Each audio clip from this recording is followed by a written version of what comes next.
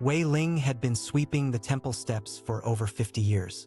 Every morning, as the mist still clung to the mountains of Hangzhou, she would take her worn bamboo broom and meticulously clean each of the 387 stone steps leading up to the ancient Buddhist monastery.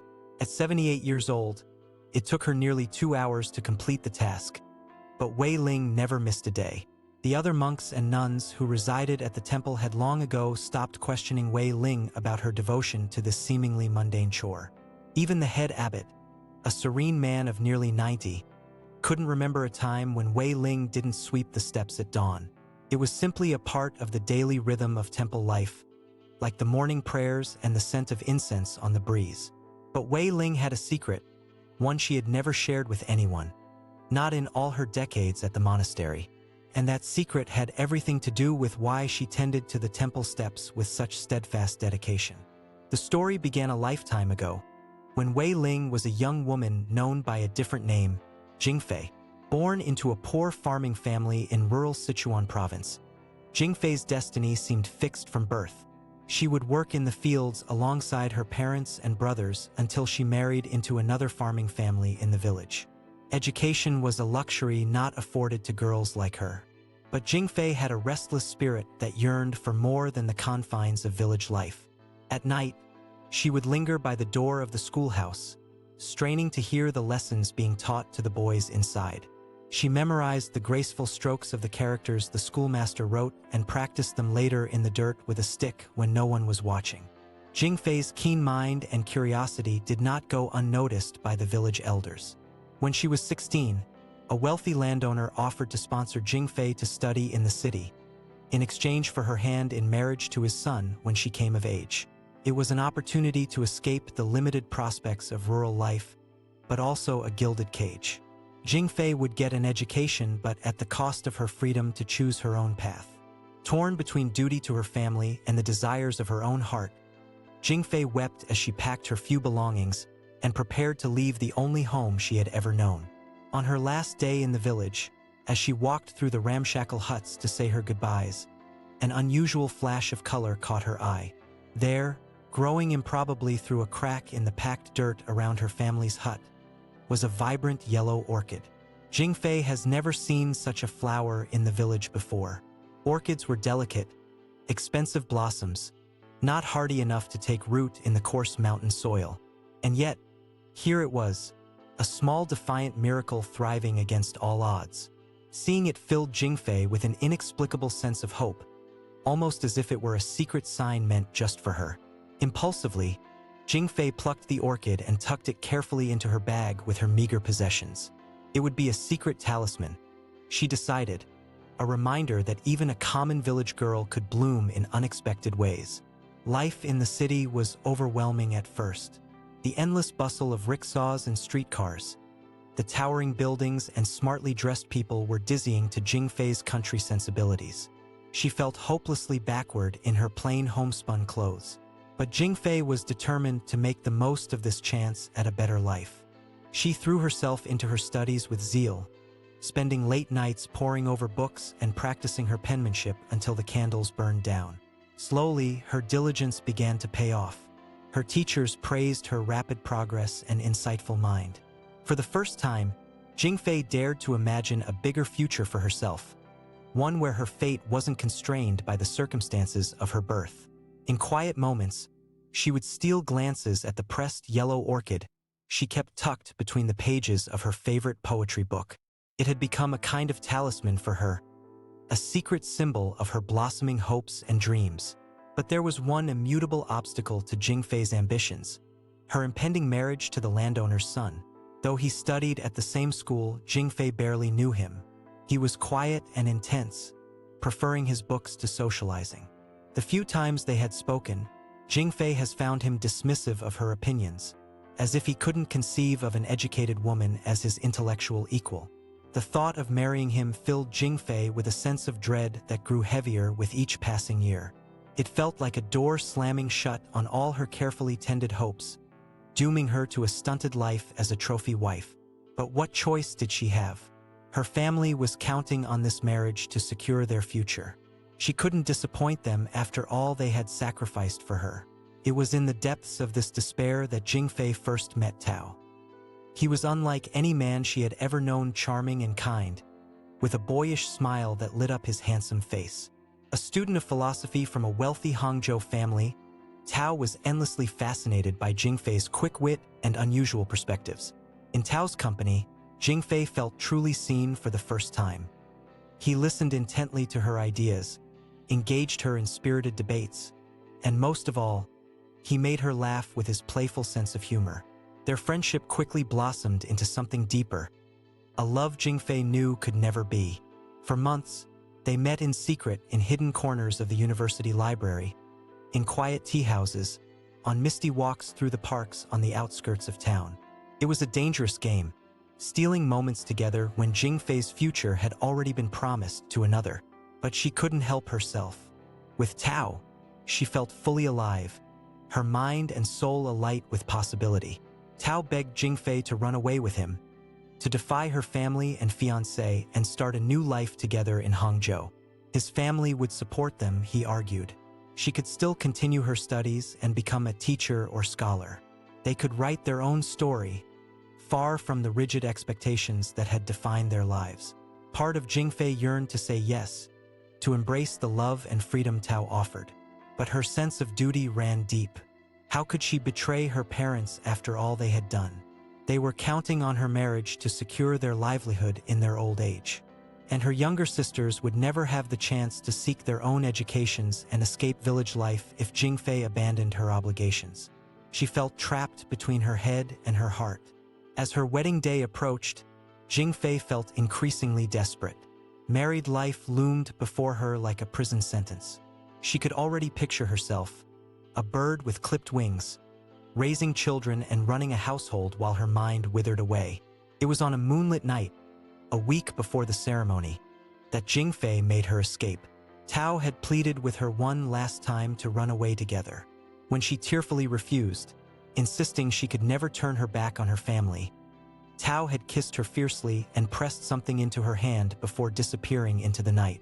In the faint glow, Jingfei looked down to see a delicate silver locket resting on her palm. Tao's parting gift.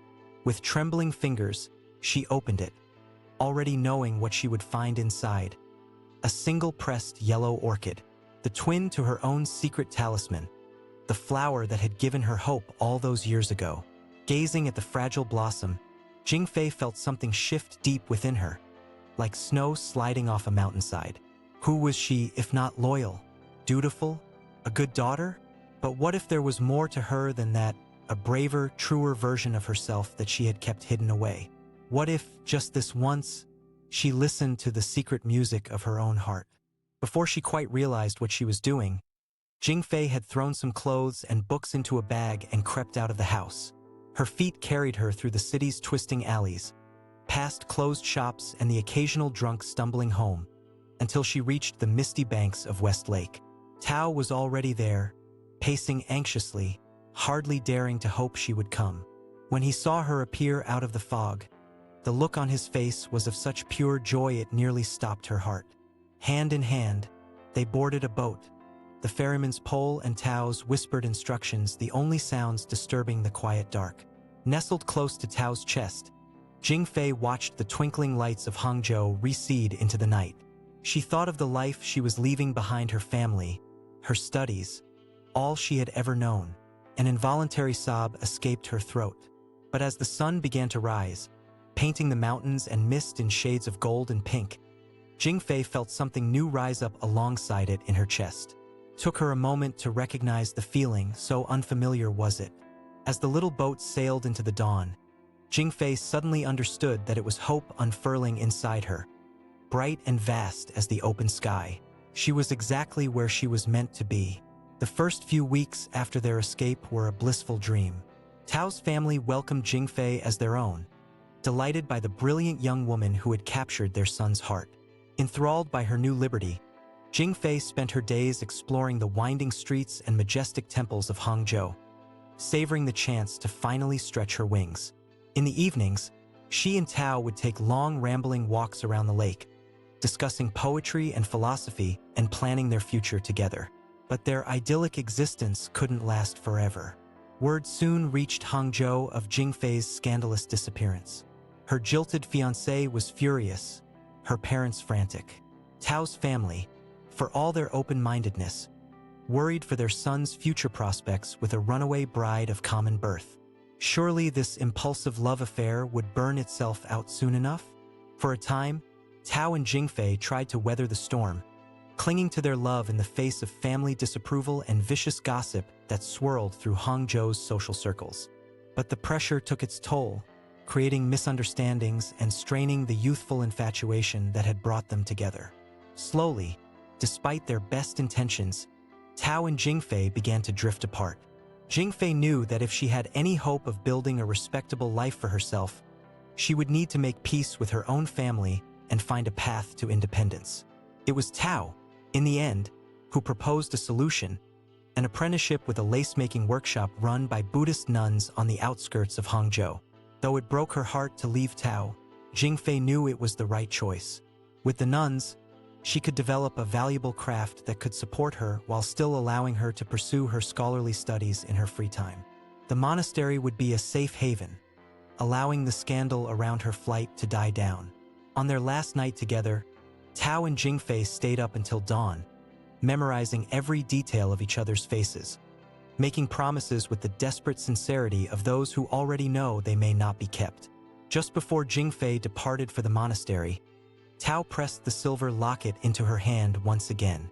"No matter what happens, no matter where our paths lead, know that you will always have my heart," he whispered fiercely. "You are the bravest person I've ever known, Jingfei. Never forget that, even when the way seems dark." With tears blurring her vision, Jingfei fastened the delicate chain around her neck.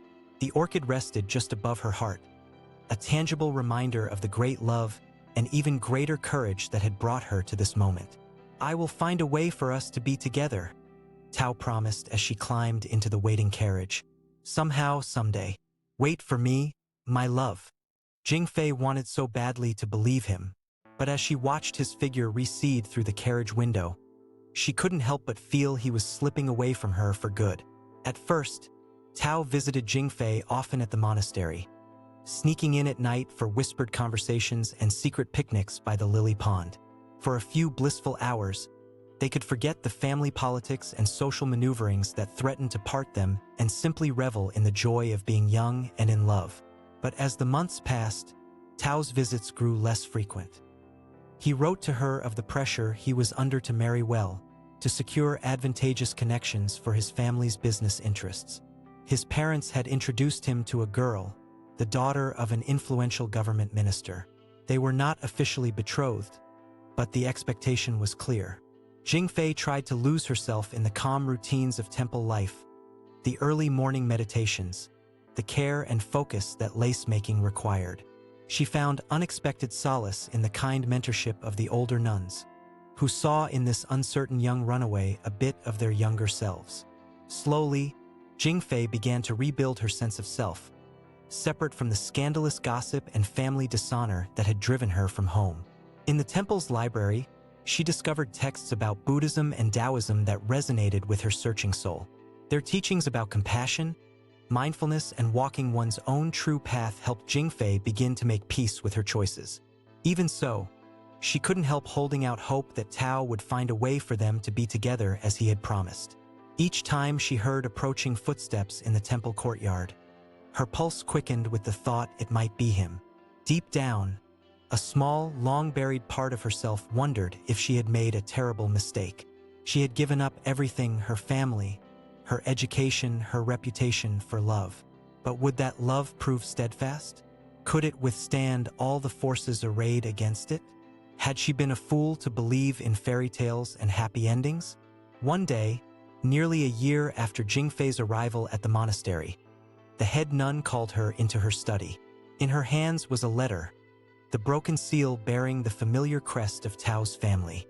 "This came for you today," the old nun said gently, her eyes filled with a sympathy that made Jingfei's stomach clench with dread. "I thought you would want to read it in private." With shaking hands, Jingfei unfolded the letter, already knowing in her heart what it would say. Tao's words, usually so articulate, were uncharacteristically clumsy on the page, as if each character was painful to write. He was getting married, he told her, the minister's daughter. He had held out as long as he could, but the family pressure had become unbearable. His father was ill, and the connections this marriage would bring were essential to keeping their trading business afloat. He knew it was unforgivable, a betrayal of everything they had meant to each other. But he was the only son, duty-bound to ensure his family's prosperity. Even through her haze of shock and grief, Jing Fei felt a bitter stab of recognition. How many times in her own life had duty and obligation taken precedence over the desires of her heart? Was it not that same cage she had risked everything to escape? She couldn't even blame Tao, not really. They were both playing out roles that had been written for them long ago. With her vision blurred by tears, it took Jing Fei a moment to realize there was something else inside the envelope. A small pressed yellow orchid, their secret sign, now a cruel reminder of a future that would never be. In that moment, it seemed to Jing Fei that all the color had drained out of the world. She closed her eyes, hoping to block out the pain. But all she could see was Tao, his handsome face, his boyish smile, 100 little moments that had made up the happiest time of her life. Each one now felt like a shard of glass piercing her chest. That night, in a fit of despair, Jing Fei shattered the silver locket against the stones of the temple courtyard, watching as the fragile orchid petals scattered on the breeze. She felt as if she too had been broken open, all her secret dreams and fragile hopes spilling out for the cruel world to see. In the dark days and weeks that followed, the compassion of the nuns was Jing Fei's only solace. They didn't offer empty platitudes or prying questions. They simply made space for her grief, bringing her tea and warm shawls, sitting with her in silence under the spreading plum tree in the courtyard. Gradually, in that cocoon of quiet acceptance, Jing Fei began to heal. But she was not the same innocent girl she had once been. Her heart had been forged in the crucible of love and loss, the fires of her own courageous choice. Slowly, she began to see that this pain was not the end of her story, but rather the beginning of a new chapter, one that she would write herself. Devoting herself fully to her Buddhist practice and studies, Jing Fei took her vows to become a nun. With her unquenchable love of learning, she quickly became known as one of the most brilliant scholars at the monastery, penning treatises on Dharma and meditation that became renowned across China. Under her guidance as abbess, the monastery flourished, becoming an oasis of women's wisdom and cultivation in a society that often discounted both. As the decades passed, Jing Fei's fame grew, even as her name changed to one more befitting her spiritual path. Wei Ling students and pilgrims came from far and wide to study with the insightful abbess whose hard-won compassion was matched only by her fierce intellect. And each morning, Wei Ling woke before dawn to sweep the 387 steps leading to the temple gates. It had started as a humble gesture of service when she first arrived, and she had simply never stopped, even as her seniority grew. There was something meditative about the repetitive motion, the feel of the rough bamboo in her weathered hands. Each step was a prayer, an act of reverence for the journey that had brought her here. Sometimes, in the early light of dawn, Wei Ling's mind would drift back to the girl she had once been, that bright-eyed farmer's daughter who had plucked an improbable yellow orchid and dared to dream of a different life. She thought of Tao rarely now, the wound of that loss scarred over with time and wisdom, but she hoped that wherever he was, he had found some measure of peace. Most of all, she recalled the feeling of that singular, pivotal moment when she had finally gathered the courage to step into the unknown, to listen to the song of her own wild heart. That split second of terrifying liberation, of leaping and trusting the air would hold her. Everything that she was now, all the knowledge and compassion and quiet joy her life held, had flowed from that one defining choice. One morning, as she neared the bottom of the steps, a flash of color caught Wei Ling's eye. There, peeking out improbably from between the ancient stones, was a single yellow orchid, its delicate petals lifting toward the rising sun. Wei Ling smiled, her eyes crinkling at the corners as she stretched a hand to cup the fragile blossom. A lifetime ago, it had been a secret message from the universe, a promise of all that she might become. Now it felt like a gentle reminder, an affirmation of the path she had chosen and the woman she had grown to be. Straightening, Wei Ling turned her face to the lightening sky, letting her eyes trace the curling fog and first flush of golden clouds. Then, squaring her shoulders and humming softly to herself, she picked up her bamboo broom and began to sweep. Another day dawned and the temple steps welcomed her home.